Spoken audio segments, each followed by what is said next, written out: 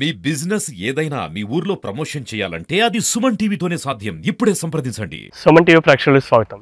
నేను మీ కిరణ్.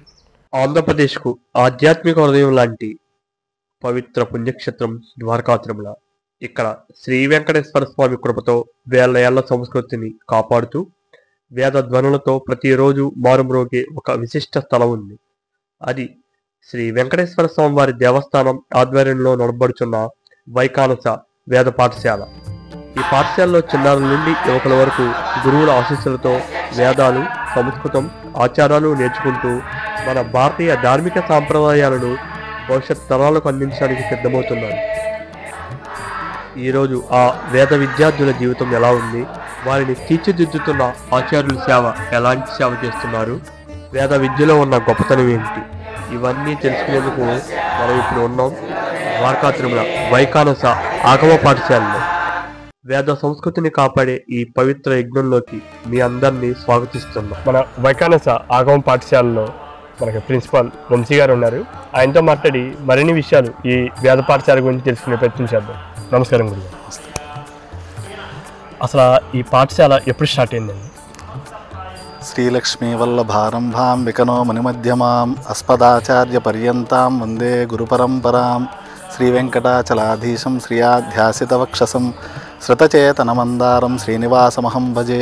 ఓం నమో వెంకటేశాయ. ఈ వెంకటేశ్వర వైకానస ఆగమ పాఠశాల ద్వారకా తిరుమలలో 1980 సంవత్సరంలో ప్రారంభమైందండి. అప్పుడున్న ప్రభుత్వం వారు తిరుమల తిరుపతి దేవస్థానం ఆగమ పండితులు, ఆస్థాన ఆగమ పండితులైన రుంబచర్ల పార్థసారథి భట్టాచార్యుల వారిని నియమించి ఈ వైదికమైన సాంప్రదాయాన్ని ఎలా మనం పరిరక్షణ చేయాలి, మీ తగిన సూచనలు ఇవ్వండి అంటే వారు ఈ రాష్ట్రంలో ఉన్న ప్రధాన దేవాలయాలు కొద్దిగా స్వయం వ్యక్తమైన స్థలాల్లో ఉన్న వాటిల్లో మనం ఈ పాఠశాల స్థాపన చేస్తే వాటికి అక్కడ ఉన్న అర్చకులు సుశిక్షితులైన సుస్వరంతో మంత్రం నేర్చుకుని అర్చనాధికారులు నిర్వహిస్తే బాగుంటుందని వారు ప్రతిపాదన చేశారు. దానికి తగ్గట్టుగా మనకి పాంచరాత్ర ఆగమం సింహాచలంలో, స్మార్తాగమం అన్నవరంలో, అలాగే విజయవాడలో, ద్వారకా తిరుమలలో వైకానస ఆగమం, అలాగే 8 పాఠశాలలు స్థాపించమని వారు ప్రతిపాదన చేశారు. దానికి తగ్గట్లుగా 1980 సంవత్సరంలో ఇక్కడ పాఠశాల శ్రీ రాజా సోరానాని వెంకట రాజగోపాలరావు నరసింహారావు వారు అధ్యక్షులుగా ఉన్నప్పుడు ధర్మకర్తలుగా వారి హయాంలో ఇది స్థాపించారు. అప్పటి నుంచి దినదిన ప్రవర్ధమానంగా 7 విద్యార్థులతో ప్రారంభమైన పాఠశాల ఇవాళ 100 మంది విద్యార్థులు విద్యాభ్యాసం చేసే విధంగా దానికి తగ్గట్టుగా ప్రస్తుత ధర్మకర్తలు రాజా సోరానేని వెంకట సుధాకర్ రావు బహుద్దార్ జమీందార్ వారు దానికి తగినటువంటి సదుపాయాలు, వసతులు కల్పిస్తూ మంచి ప్రోత్సహిస్తూ పిల్లల్ని ఈ వేద విద్యని ఎలా అభివృద్ధి చేయాలనే దాంట్లో వారు ప్రత్యేకమైన శ్రద్ధ చూపిస్తూ తదనుగుణంగా అప్పుడున్న కార్యనిర్వహణాధికారులు వారు కూడా వారి సూచనలు చేస్తూ వారు దీని అభివృద్ధికి ఇతోధికంగా వారు చాలా కృషి చేశారు. పాఠశాల ప్రారంభించినప్పుడు 1/4 వంతు దేవస్థానం, 3/4 వంతు CGF గ్రాంట్ నుంచి నిధులు ఇచ్చే విధంగా అప్పుడు ప్రతిపాదనలు చేశారు. ఈ నిర్వహణ ఎలా చేయాలనే దాని గురించి అనేది. అలాగే విద్యార్థులకి ఇక్కడ విద్యాభ్యాసం చేసేటప్పుడు 100 రూపాయల స్టైఫండ్, ఆ కాలక్రమేణా 100 రూపాయలు, 150, 250, 350 స్టైఫండ్ విద్యార్థులకి ఇస్తున్న తరుణంలో 400 రూపాయల దగ్గర ఉండగానే ఇప్పుడున్న పూర్వ ప్రధానోపాధ్యాయుల వారు అగ్నిహోత్రం శ్రీనివాసాచార్యులు గారు, మా గురువు గారు, 450 రూపాయలు అప్పుడున్న పరిస్థితి సరిపోవట్లేదు, కొద్దిగా పెంచాలని ప్రపోజల్స్ పెట్టినప్పుడు అప్పుడున్న ఈవో గారు ప్రేమ్ కుమార్ గారు ఇలా కాదు, ఈ స్కీములో విద్యార్థులకి స్టైఫండ్ కాకుండా మనం వసతికి వాళ్ళకి భోజనానికి ఏర్పాటు చేస్తే ప్రావిజన్స్ అన్నీ ఇచ్చి వంట మనిషిని మనం వండి పెట్టి హాస్టల్ వసతి అన్నీ ఇస్తున్నాం కాబట్టి మనం ప్రావిజన్స్ ఇచ్చి ఇచ్చేద్దాం అన్నదానం నుంచి ఓ రోజు ప్రతిపాదనలు చేసేవారు. ట్రయల్ రన్ లాగా చేసి తర్వాత నుంచి వాటిని సుమారుగా 96, 98 సంవత్సరంలో అలాగే ఇచ్చేశారు. వాళ్ళు 2008లో ఇది ప్రారంభమైంది. ఈ రకమైన వంట మనిషిని ఈ ప్రతిపాదన ఇలా చేద్దాము, విద్యార్థులందరూ భోజన వసతి కూడా మనమే పెడదాం, స్టైఫండ్ ఇచ్చే దాని గురించి నెలకు 1000 రూపాయలు స్టైఫండ్ ఇద్దాం, 6 సంవత్సరాలు ఇక్కడ విద్య అండి. ఈ 6 సంవత్సరాలకు పూర్తి అయ్యే లోపల వాళ్ళకి 98,000, 1,00,000 రూపాయలు మనం పూర్తి చేసి ఇచ్చినట్టుంటుందనే సదుద్దేశంతో అప్పుడున్న కార్యనిర్వహణాధికారి వారు అలాగే దొరగారు కూడా దాన్ని ప్రారంభించి కమిషనర్ గారి నుంచి ఆదేశాలు తీసుకున్నారు. దీనిలో వీళ్ళకి ఉదయం అల్పాహారం కింద పాలు, దద్దోజనం, ఒకరోజు ఇడ్లీ, ఒకరోజు ఉప్మా, అలాగే 7 రోజులు వచ్చింది ఇలా కాకుండా రిపీట్ కాకుండా ఓ అల్పాహారం ఉదయం 8 గంటలకి, మధ్యాహ్నం 12 గంటలకి భోజనంలో పప్పు, కూర, సాంబారు, ఓ పచ్చడి, పెరుగు, అలాగే సాయంత్రం 5 గంటలకి దేవస్థానం గోశాల నుంచి వచ్చిన ఆవు పాలు పిల్లలకి ఒక 200 ml ఉండే విధంగా ఉదయం సాయంత్రం పాలు, మధ్యాహ్నం భోజనం, ఉదయం అల్పాహారం, రాత్రికి భోజనం ఆ వసతి కల్పిస్తున్నాం. అలాగే వీళ్ళకి ప్రతి సంవత్సరం 2 జతలు వస్త్రాలు, పసుపు వస్త్రాలు దీని కింద డ్రెస్ కోడ్ కింద. అలాగే ఒక విద్యార్థి పాఠశాలలో జాయిన్ అవ్వాలంటే వాడు వైఖాన సాగమరీత్యా ఉపనయనం అయ్యి 5వ తరగతి మినిమం విద్య, సాధారణ విద్య 5వ తరగతి చదివి ఉండాలి. అంటే చదవటం రాయటం తెలుగు చదవటం రాయటం కామన్గా వచ్చిండి. ఇందులో వైకాంసుడు అయి ఉండాలి. వైకాన సాగం ప్రకారం ఉపనీతుడు అయి ఉన్నవాడిని ఇందులో జాయిన్ చేసుకున్నది జరిగింది. జూన్, జూలై ప్రాంతంలో ప్రతి సంవత్సరం అడ్మిషన్స్ అవుతాయండి. సుమారుగా 15 నుంచి 20 మంది వరకు జాయిన్ అవుతుంటారు. ఆ జాయిన్ అయిన విద్యార్థి నుంచి మనం 3 లక్షల రూపాయలు ప్రస్తుతం ఫిక్స్డ్ డిపాజిట్ చేస్తున్నాం. ఈ 6 సంవత్సరాల విద్యకి వాడికి 3 లక్షల రూపాయలు ఫిక్స్డ్ డిపాజిట్ చేస్తే సుమారుగా 4.5 లక్షలు, 4,20,000 ఎంత వస్తుంది. 6 సంవత్సరాల విద్య పూర్తయిన తర్వాత ఈ విద్యలో మనం పరీక్షించి ఉత్తీర్ణత పొందిన విద్యార్థికి పారితోషికము, సర్టిఫికెట్ ఇచ్చి పంపిస్తున్నాం. అలాగే వారికి చేయూతనివ్వడానికి కొంతకాలం మధ్యలో ఈ 2000, 2010 ప్రాంతంలో బాగా ఈ విద్యని ఆదరించే వాళ్ళు తక్కువయ్యారు, నిరాధారణకు గురైంది. ఈ చదువుకున్న వాడికి పెళ్ళిళ్ళు అవ్వట్లేదు అని ఎవరు తరుణంలో గవర్నమెంట్ నుంచి ప్రతిపాదనలు వచ్చినాయి. రాగానే వెంటనే మన చైర్మన్ గారు సుధాకర్ రావు గారు దాన్ని ఈ సంవత్సరం నుంచి ఇంప్లిమెంటేషన్ చేయండి మీరు అని చెప్పారు. వెంటనే ఆ రకమైన ఏ దేవాలయంలో లేదు. ఇలాగ వచ్చిన వెంటనే మనం 3 లక్షల రూపాయలు ఫిక్స్డ్ డిపాజిట్ చేస్తున్నాం. ఆ వచ్చిన దాన్ని పూర్తిగా జాయిన్ అవగానే 3 లక్షల రూపాయలు ఆ వ్యక్తి మీద ఫిక్స్డ్ డిపాజిట్ చేస్తాం. కామన్గా ఈవో గారు ఆ పిల్లాడి పేరు జాయింట్ అకౌంట్లో ఉంటుంది. 6 సంవత్సరాల విద్య పూర్తి చేసి ఉత్తీర్ణత పొందిన తర్వాత వాడికి సర్టిఫికెట్, విద్యార్థికి ఈ పారితోషికం ఇవన్నీ ఇచ్చి మనం సత్కరించి పంపిస్తున్నాం. ప్రస్తుతం మనం వైస్ ప్రిన్సిపల్ అయిన శ్రీనివాసాచార్య గారి దగ్గర ఉన్నాం. ఆయనతో మాట్లాడి అసలు వేద విద్య యొక్క గొప్పతనం ఏంటో తెలుసుకుందాం. గురుగారు నమస్కారం. వేద విద్య యొక్క గొప్పతనం ఏంటండి? వేద విద్య యొక్క గొప్పతనం ఏంటంటే ఇప్పుడు ఇవాళ మన సమాజంలో ఉన్నటువంటి అనేక రకాల ప్రజలందరూ, జీవులు అందరూ కూడా వాళ్ళ పనులు చేసుకుంటూ ధర్మ మార్గంలో ఏ విధంగా బతకాలి, లోక కళ్యాణం, మనం జీవించటమే కాకుండా లోకంలో ఉన్నటువంటి ప్రజలందరికీ కూడా మనం ఏ విధంగా సహాయపడగలుగుతాం, మనం ఏం చేస్తే ఇతర ప్రజలు లేదా ఇతర జీవులు సంతోషంగా ఉంటాయి, మనం ఏ కార్యం చేస్తే ఏ మాట మాట్లాడితే అందరూ ఆనందంగా ఉంటారు, మనం ఏ మాట మాట్లాడితే అందరూ సహాయాన్ని పొందిన వాళ్ళు అవుతారు. ఈ విధంగా లోకంలో ఉన్నటువంటి సమస్త ధర్మాలన్నీ కూడా వేదం నుండే వచ్చాయి. ఇప్పుడు తల్లిదండ్రులకి మనం నమస్కారం చేయాలని చెప్పారు. మాతృదేవో భవ, పితృదేవో భవ, ఇవన్నీ చెప్పింది వేదమే.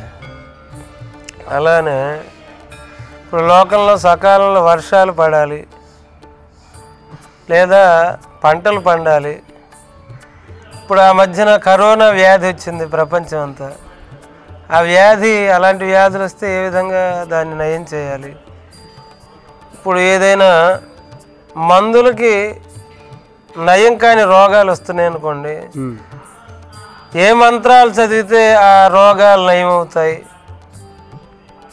ఇప్పుడు ఉన్మాద భయ పీడ జాడ్య నివారణ. ఉన్మాదం అంటే పిచ్చెక్కటం, భయం కలగటం, ఇలాంటివి మనుషులకి ఇవన్నీ విపత్తులు అన్నమాట. ఇలాంటివన్నీ రాకుండా ఉండాలంటే ఏం చేయాలి? ప్రజలందరూ కూడా కార్తీక మాసం అని లేకపోతే ఇంకో ధనుర్మాసం అని ఏవో పూజలు చేస్తున్నారు. వాటన్నిటికీ కూడా సైంటిఫిక్గా ఆలోచించి అనేక రకాల రీజన్లు ఉన్నాయని మళ్ళీ సైంటిస్టులు చెప్తున్నారు. జ్యోతిష్యం ఉంది, వేదనలు ఉంది.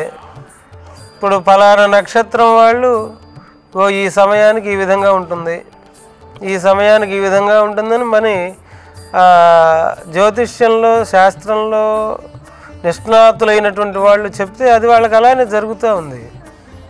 లేదా ఫలానా సమయంలో పుట్టినటువంటి వాళ్ళు ఈ విధంగా ఉంటారు, లేదు వీళ్ళకి ఇంత ఆరోగ్యం ఉంటుంది లేదా ఇంత అనారోగ్యం ఉంటుంది. ఇదంతా ఇక్కడ వేదంలోనే ఉంది.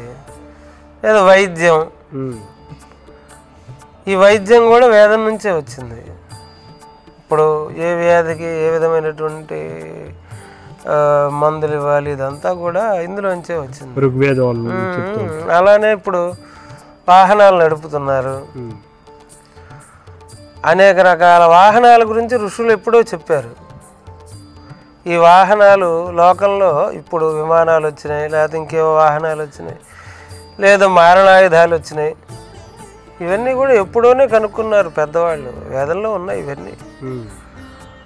అలానే ఇలా అనేక రకాల ఇప్పుడు పంటలు పండాలి, ఏ ధాన్యం వేస్తే ఇప్పుడు ఈ సంవత్సరం ఏ ధాన్యం వేస్తే పండుతుంది, ఈ సంవత్సరం వర్షం ఎంత పడుతుంది, అంటే వేదాలు ఒక మంత్రాలే కాదు, ప్రతి పంచభూతాల్లో ప్రతి దానికి కూడా లోకంలో ఉన్నటువంటి సమస్త జీవుల యొక్క నడవడికి కూడా ఇది ఉపయోగం. లోకంలో ఉన్నటువంటి సమస్త ప్రజలందరికీ, చిన్న చీమ దగ్గర నుంచి బ్రహ్మదేవుడి వరకు ఉన్నటువంటి సమస్త జీవులందరికీ కూడా వాళ్ళ జీవనాన్ని వాళ్ళు సాగించుకుంటూ ఇతర మనుష్యుల యొక్క శ్రేయస్సుకి ఇతను ఏ విధంగా ఉపయోగపడాలో ఈ వేదంలో ఉంటుందన్నమాట. ఇట్లా వేదంలో ఇంకా మనకి తెలిసింది ఇంతవరకే, మనం ఎంతవరకు తెలుసుకున్నాం. ఇది సముద్రం, ఇది సముద్రంలో కొద్దిగా తెలుసుకున్నాం మనం. ఇది ఇంకా ఎన్ని జీవితాలు ఎత్తి ఇంకా తెలుసుకుంటూనే ఉంటుంది అది అంతే. ఇప్పుడు మన దేవాలయాలు ఉన్నాయి, ఈ మన ద్వారకా తిరుమల లేదా తిరుమల, ఇవన్నీ ఒక శాస్త్ర ప్రకారం నిర్మించినటువంటి దేవాలయాలు ఇవన్నీ. ఆ శాస్త్రంలో ఒక ముహూర్త ప్రకారం ఆ భగవంతుడిని ప్రతిష్ఠించటం వలన, ఆ ముహూర్తం యొక్క వేదం యొక్క ప్రభావం వలన ఆ భగవంతుడు ఆ విగ్రహంలోంచి పలుకుతూ ఇన్ని వేల కోట్ల మందిని కూడా అనుగ్రహిస్తున్నాడు. ఆయన చెప్పాడు కదా, నేను వేద పురుషుణ్ణి అని ఆయన చెప్పాడు. వేదంలో చెప్పినట్టు నేను ఉంటానని చెప్పాడు ఆయన. నేను మంత్రానికి అధిపతిని అని చెప్పారు, స్వామి చెప్పాడు. మంత్రాధీనంతు దైవతం, ఆయన నేను మంత్రానికి అధిపతిని, మంత్రంతో నేను పిలిస్తే పలుకుతానని స్వామి చెప్పటం వలన ఆ మంత్రశాస్త్ర ప్రకారం ఈ భగవంతుడిని ఆరాధన చేయటం వలన ప్రజలందరికీ కూడా క్షేమం కలుగుతుంది. అట్లా ఆయనే ఈ విగ్రహ రూపంలో ఈ కలియుగంలో మనమందరం కూడా అల్పాయుష్కులం కాబట్టి మన కోసమే ఆయన భూమి మీదుగా వెంకటేశ్వరుడిగా అవతరించి మనల్ని కూడా ఇలా ద్వారకా తిరుమలలో అనుగ్రహిస్తూ ఉన్నారు స్వామి.